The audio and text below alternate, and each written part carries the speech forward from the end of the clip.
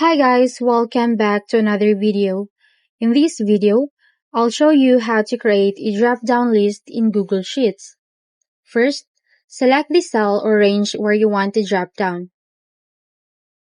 Then, go to the top menu and click Data and Data Validation.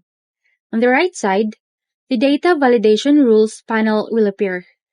Click Add Rule. You'll now notice a drop-down arrow in the selected column. Next, add your options. For example, arts, math, English, and science.